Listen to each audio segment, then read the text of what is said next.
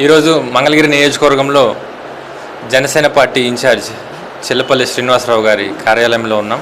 మనతో పాటు శ్రీనివాస్ గారు ఉన్నారు. ముందుగా ధన్యవాదాలు సార్, కృతజ్ఞతలు. ఈ భారీ విజయంలో మీరు కూడా మీ పాత్ర చాలా విలువైనది. అలాగే మంగళగిరిలో 90,000 మెజారిటీ రావడానికి కూడా లోకేష్ గారికి మీరు ప్రధాన కారణం. దాని గురించి మీరు ఏం చెప్తారు సార్? ఏదైతే మా అధ్యక్షుడు పవన్ కళ్యాణ్ గారు ఒక నిర్ణయం తీసుకున్నారో వారి నిర్ణయానికి కట్టుబడి మా జనసేన పార్టీ కేడర్ అంతా కూడా లోకేష్ బాబు గారి దగ్గరికి వెళ్ళి మీ విజయంలో జనసేన పార్టీ పాత్ర చాలా ప్రధానంగా ఉంటుంది అని చెప్పి ఆ రోజున మాట ఇవ్వడం జరిగింది. దానికి తగ్గట్టుగానే మంగళగిరి నియోజకవర్గం మొత్తం కూడా Janasena party cadre, Janasena party అభిమానులు, కార్యకర్తలు, అలాగే నాయకులు, వీర మహిళలంతా కూడా పవన్ కళ్యాణ్ గారి ఆశయాలకు అనుగుణంగా ఏదైతే లోకేష్ గారికి మాట ఇచ్చామో దానికి కట్టుబడి పనిచేయడం. నిజంగా ఈ విజయంలో ప్రధాన పాత్ర జనసేన పార్టీ కూడా పోషించడం నిజంగా మా అందరికీ ఆనందంగా ఉంది. దానికోసం మంగళగిరి నియోజకవర్గ ప్రజలందరికీ కూడా ప్రత్యేక ధన్యవాదాలు చెప్తాము. ఎందుకంటే ఒక మంచికి చెడుకు జరిగిన యుద్ధంలో పవన్ కళ్యాణ్ గారు మంచి వైపు నిలబడి రాష్ట్ర భవిష్యత్తు కోసం ఎలా నిలబడ్డారో అలాగే మంగళగిరి నియోజకవర్గ ప్రజలు కూడా మంగళగిరి భవిష్యత్తు కోసం లోకేష్ గారిని భారీ మెజారిటీతో గెలిపించడం నిజంగా చాలా హ్యాపీగా ఉంది. Thank you. అలాగే జనసేన 21 స్థానాల్లో పోటీ చేసి 21 స్థానాల్లో గెలిచింది. 100% స్ట్రైక్ రేటు కూడా భారీ విజయం సాధించింది. ఈ విజయాన్ని మీరు ఊహించారా సార్? ఈ 21 నియోజకవర్గాల్లో గెలవడం 100% ఊహించాం. ఎందుకంటే పవన్ కళ్యాణ్ గారు ఒకటే చెప్పారు, వ్యూహం నాకు వదిలేయండి, మీరు పని చేయండి, నన్ను ఫాలో అవ్వండి అని చెప్పి. దేనికంటే ఆయన ఎంత కసిగా రాష్ట్రం ఒక భవిష్యత్తు వెనకబడిపోయింది, ఒక తరం వెనకబడిపోయింది, మన సీట్లు కాదు ముఖ్యం, ఆంధ్ర రాష్ట్ర ప్రజల భవిష్యత్తు ముఖ్యం అని చెప్పి ఆయన అలాంటి నిర్ణయం తీసుకొని 21 సీట్లైనా కూడా 100% స్ట్రైక్ రేటు సాధించేదానికి ఆయన ఖచ్చితమైన వ్యూహం అవలంబించారు. దానికి తగ్గట్టుగానే ఈ ఫలితాలు నిజంగా ఈ రోజున పవన్ కళ్యాణ్ గారు చేసిన ఈ యొక్క ఒక మహత్తరమైన యజ్ఞంలో మేమంతా కూడా బాధ్యతగా చేయడం నిజంగా చాలా అదృష్టంగా భావిస్తున్నాం. అలాగే వైఎస్ జగన్మోహన్ రెడ్డి 151 సీట్లు 2019లో వచ్చాయి. 2024లో కూడా 175 అని చెప్తూ వచ్చారు. కనీసం ప్రతిపక్ష హోదా కూడా లేకుండా 11 సీట్లకి పరిమితం కావడానికి గల కారణం సార్?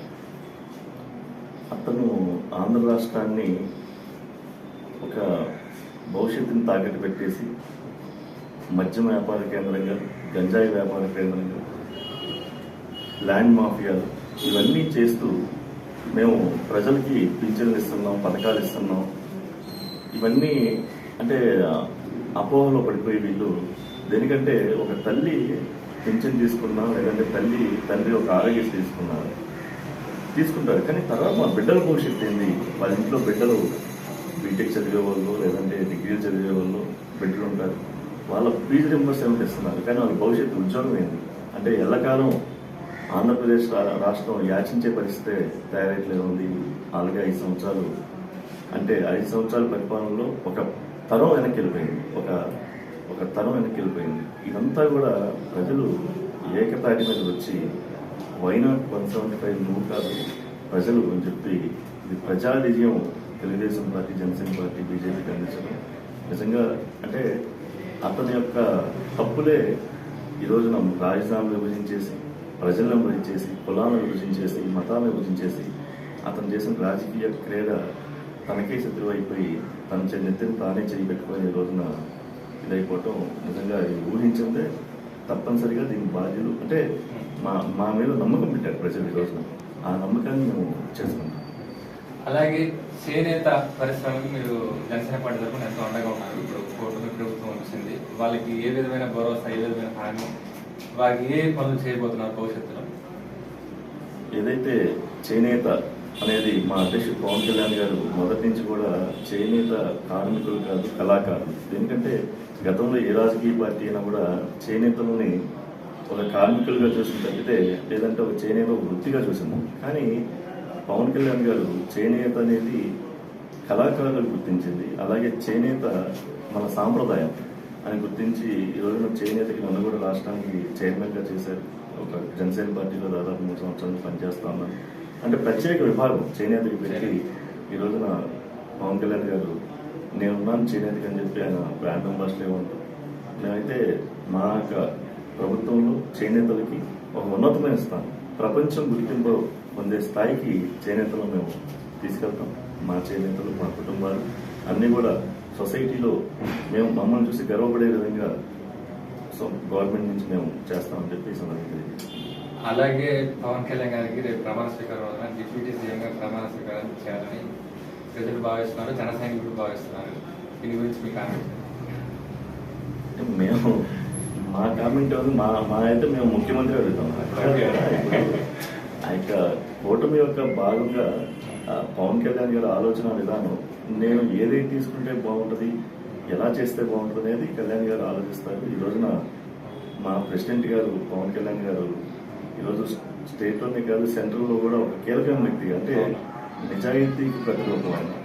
అంటే ఈరోజు రాష్ట్రంలో రేపున్న నిధులు రావాలన్నా, రాష్ట్రంలో ఇంకేమైనా పరిశ్రమలు రావాలన్నా కానీ, విద్యా డెవలప్మెంట్ అవ్వాలి కానీ, టెక్నాలజీ డెవలప్మెంట్ అవ్వాలి, వీటన్నిటికీ కూడా పవన్ కళ్యాణ్ గారు ఏదో ఒకదానికే పరిమితం అయితే మాకు ఇష్టం లేదు. పవన్ కళ్యాణ్ గారు ప్రతి దాంట్లో కూడా ఇన్వాల్వ్ అవుతారు, ప్రతి దాంట్లో కూడా కీలకంగా ఉంటారు. రాష్ట్రానికి పెట్టుబడులు వచ్చేదానికి పవన్ కళ్యాణ్ కృషి చేస్తారు. దాంట్లో భాగంగా ఏ పదవి ఇస్తా అనేది అది వాళ్ళు పెద్దలు కూర్చొని నిర్ణయించుకుంటారు తప్పితే మా మనోభావాలు అయితే వేరే విధంగా ఉంటాయి. కానీ అది కాదు. ఈ రోజున రాష్ట్రం కోసం పవన్ కళ్యాణ్ గారు ఎంత తగ్గున్నారు, అలాగే రేపు రాష్ట్ర భవిష్యత్తుకి నిధులు రావాలి, దీనికోసం కష్టపడేదానికి ఒక కీలకమైన ఈరోజు చూస్తా ఉన్నాం. పవన్ కళ్యాణ్ గారు అయితే ఒక శక్తి అయిపోయింది ఈ రోజు రాష్ట్రంలో. మరి ఆ యొక్క భగవత్స్వరూపం నిజంగా ఆయనతో ఈరోజు మేమంతా పనిచేయడం కూడా మాకు చాలా గర్వకారణం. అందుకని భవిష్యత్తులో కీలకమైన సెంట్రల్లోనే కీలకమైన వ్యక్తిగా తయారవుతారని చెప్పి ఆశిస్తాను. అలాగే ప్రధాని మోదీ గారి సైతం పవన్ కళ్యాణ్ గారిని ఆంధ్ర అంటే తుఫాన్ అని ఒక బిరుదు కానీ ఒక ఎలివేషన్స్ ఇచ్చారు. నార్త్ మీడియా కూడా మన సైడ్ వచ్చి ఆంధ్రాని పవన్ కళ్యాణ్ గారిని చూపిస్తుంది. దీన్ని మీరు ఏ విధంగా చూస్తున్నారు సార్? అంటే ప్రధానమంత్రి గారు గతంలో 2 సార్లు ప్రధానమంత్రి చేసి 3వ ప్రధానమంత్రిగా అవే టైంలో ఎన్డీఏ కూటమి కట్టే దాంట్లో పవన్ కళ్యాణ్ గారు చాలా కీలకంగా వ్యవహరించారు. దాంట్లో భాగంగా ప్రచారానికి ప్రధానమంత్రి గారు స్వయంగా వచ్చినప్పుడు పవన్ కళ్యాణ్ గారి పవర్ ఏందో ఆయన చూశారు ప్రత్యక్షంగా. ఇప్పుడు మోడీ గారు అంటే ఈ రోజు ప్రపంచంలోనే ఒక కీలకమైన వ్యక్తి. ప్రధానమంత్రి ఇప్పుడు 3వసారి గెలవడం, ఒక భారతదేశాన్ని ప్రపంచ స్థాయిలో తీసుకెళ్లడానికి ఆయన చేస్తున్న కృషి విశేషంగా ఉంది. ప్రపంచంలో ఉండే వివిధ రకాల పెద్దలంతా కూడా ఈయన చూస్తున్నారు. అలాంటి వ్యక్తి చేత ఈ రోజు పవన్ కళ్యాణ్ గారు ఈయన వ్యక్తి కాదు తుఫాను అని చెప్పడం అంటే నిజంగా మా అందరికి కూడా అసలు రోమాలు నెక్కపొడుచుకుంటా. అది నిజం. ఈరోజు మనం గ్రౌండ్లో చూస్తూ ఉంటే ఆయన కేవలం 21 సీట్లు తీసుకొని 24 సీట్లు ఫస్ట్ తీసుకొని మరలా బీజేపీ కోసం ఇంకొక 3 సీట్లు త్యాగం చేసి ఈ రోజున సీట్లు కాదు ముఖ్యం, ఆంధ్ర రాష్ట్ర భవిష్యత్తు కోసం నిలబడి ఉన్నారనే దానికి ఆంధ్ర రాష్ట్ర ప్రజలంతా వన్ సైడ్ వచ్చారు. అది దానికి నిదర్శనమే మోడీ గారు చెప్పడం కూడా నేను భావిస్తాను. అలాగే సార్ ఫైనల్ గా మీకు ఎమ్మెల్సీ ఇవ్వాలని ప్రజలు అలాగే ఇక్కడ ఉండే స్థానిక జన సైనికులు కోరుకుంటున్నారు. ఇవాళ మీకు అవకాశం వస్తే ఖచ్చితంగా మీరు ముందుంటారు సార్? తప్పకుండా. ఇప్పుడు పవన్ కళ్యాణ్ గారి ఆశయాలకు అనుగుణంగా పవన్ కళ్యాణ్ గారు ఏది ఇచ్చినా తీసుకోవడానికి రెడీగా ఉన్నాం. పవన్ కళ్యాణ్ గారు ఏదైతే మమ్మల్ని ఒక ఎన్డీఏ గవర్నమెంట్లో భాగస్వాములుగా చేశారో అంటే అదొక అదృష్టంగా భావిస్తా ఉన్నాం.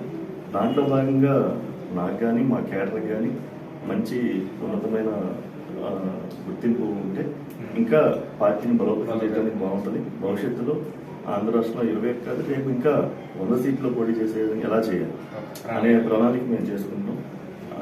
దానికోసం పార్టీని బలోపేతం చేయడం కోసం మేము ఈ 5 సంవత్సరాల కాలం కృషి చేసుకోవడానికి ఇదొక ఏదైనా పదవులు లాంటివి ఉంటే మేము దాని ఒక బాధ్యతగా దాని ఒక దీనిగా ఉపయోగిస్తాం. Thank you sir. చూశారు కదండి, ఇప్పుడు చెల్పల్లి శ్రీనివాస్ గారు చెప్తూ వస్తున్నారు. ఈ కూటమి ప్రభుత్వం ప్రజలకి అభివృద్ధి, సంక్షేమం, ఉపాధి అలాగే వైద్యం కూడా అందించాలని ఈ కూటమి ప్రభుత్వం అధికారంలోకి వచ్చింది. ఖచ్చితంగా భవిష్యత్తులో ప్రజలకి మంచి చేసే విధంగానే ఈ ప్రభుత్వం ఉంటుంది. అలాగే మన చిల్లపల్లి శ్రీనివాస్ గారు కూడా గౌరవమైన పదవి అనేది దక్కుతుందని ప్రజలు, జన సైనికులు ఆశాభావం వ్యక్తం చేస్తున్నారు. Thank you sir.